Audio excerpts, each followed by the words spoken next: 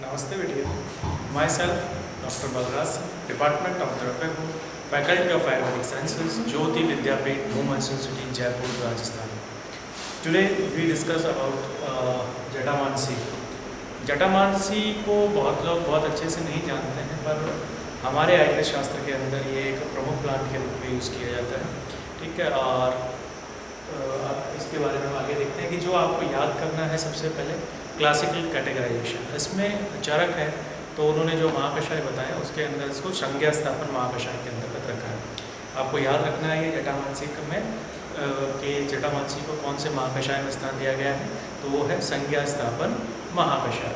ठीक है, अब इसको सेकेंड थिंग जो आपको याद रखनी है वो उसका बॉटनिकल नेम और उसकी फैमिली। ठीक है, तो नोडोस्ट्रिक्स, जटामानसी और वेलेनिलिएसिस की फैमिली है, ये आपको याद रखना है एग्जाम पॉइंट ऑफ व्यू से। बच्चों इसका जैसे मॉर्फोलॉजी की बात करें तो ये भी एक शूप ही होता है।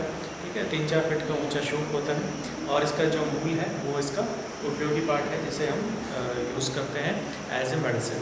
ठीक है, तो आगे हम देखें तो सबसे पहले ये देखें कि इसके जो गुण हैं, ठीक है, गुणों के अंदर लघु और स्निग्ध है, और रस इसका तिक्त, कषाय और मधुर है, विपाक इसका कटु है, वीर इसका शीत है, और प्रभाव इसका भूतग्न है। भूतग्न इन द सेंस है कि जो ऐसी डिजीज़ें हैं जो हमारे मानसिक स्वास्थ्य को प्रभावित करती हैं, जैसे अपस्मान है, उन्माद है, अपतंत्रक है, उनकी ये अच्छी औषधि है, इसलिए इसे भूतग्न कहा गया है, रक्षोग्न कहा गया है। ठीक है, इसीलिए इसे भूतग्न इसका प्रभाव दिया गया है। जो हमारा मानसिक स्वास्थ्य है उसको ये ठीक रखती है इसको लेने से। इसके बाद हम देखें तो इसकी दोषामकता, तो ये त्रिदोषहर है। ठीक है, तीनों रोगों से उत्पन्न होने वाली जो डिजीज़ हैं उनमें इसका प्रयोग किया जा सकता है। एक्सटर्नली हम देखें इसको, एक्सटर्नली यूज़ इसका देखें तो ये वेदना स्थापन है, दाह जनन है, दाह प्रशमन है, सॉरी।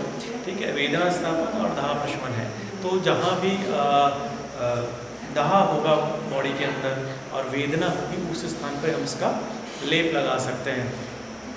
तो बॉडी के अंदर ऐसा कोई व्रण शोथ हो गया हो या दाह हो रही हो, वेदना हो रही हो, शोथ हो कहीं पे, तो इस जटामानसी का प्रयोग आप लेप के रूप में कर सकते हैं।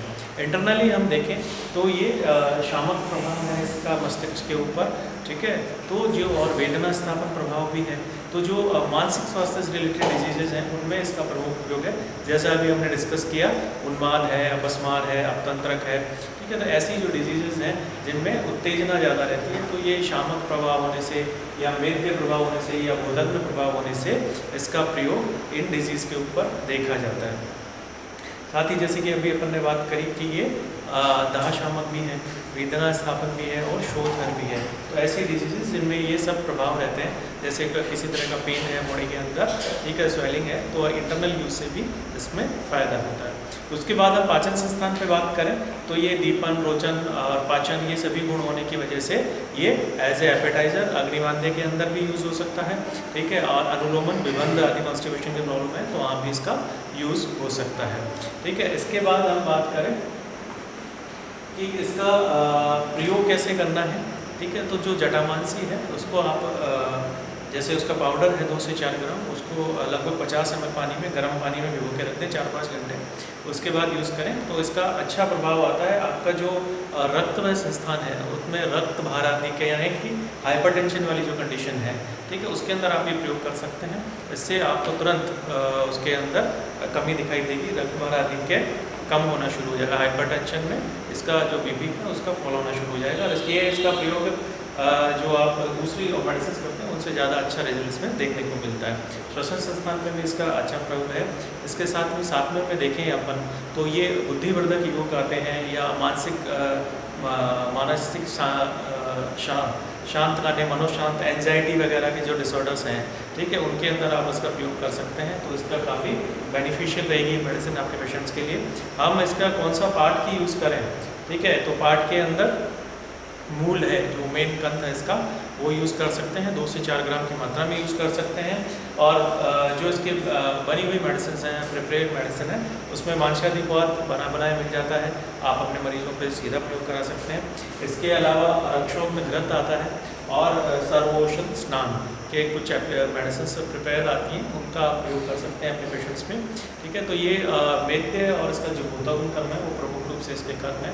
बाकी कर्मों के अनुसार भाव प्रकाश कहते हैं कि जटामानसी, भूत जटा, जटिला, तपस्विनी, ये सब इसके पर्याय बताए हैं जटामानसी के। क्यों? क्योंकि जो इसका कंद है, जो इसका रूट है, जो इसका है, उसके ऊपर छोटे छोटे लोम जैसे रहते हैं, तो वो उसके बालों जैसे लगते हैं, इसलिए जटामानसी। जटा उसका सिनोनिम कर दिया गया, भूत जटा, ठीक है, भूत और जटा, जटिला। और तपस्विनी मतलब जैसे साधुओं के बाल बड़े होते हैं वैसे इसके भी बाल बड़े होते हैं, इसलिए कहा। फिर मानसी, तिक्ता कषाय, इसका रस है वो तिक्त कषाय, मेद्य इसका प्रभाव है, कांति बल और कांति और बल को ये देने वाली है। स्वादी, इसका जो रस है उसमें तिक्त कषाय के साथ स्वादु भी है, ठीक है। और हिमा मतलब इसका वीर्य शीत है, त्रिदोषास्त्र, त्रिदोष को हरने वाली है। दाहा, शीत प्रशमन है, दाह प्रशमन है ये, इसलिए दाह को दूर करने वाली है। और स्किन डिजीज है, विसर्प, कुष्ठ आदि, उनको ये दूर करने वाली है। इस प्रकार आज हमने जटामानसी को डिटेल में देखा, इसके यूजफुल इसके कर्म भी देखे, इसके प्रयोग भी देखे, और भाव प्रकाश ने इसके बारे में क्या कहा ये भी देखा। इससे बनी हुई मेडिसिन देखी, कौन सी डोज यूज़ कर सकते हैं ये देखी। तो बच्चों ये काफ़ी इंपॉर्टेंट क्लास है, आपके एग्जाम पॉइंट ऑफ व्यू से इसे आप पढ़ें। If you have any query please mention in comment box, I will resolve it soon. Thank you बच्चों।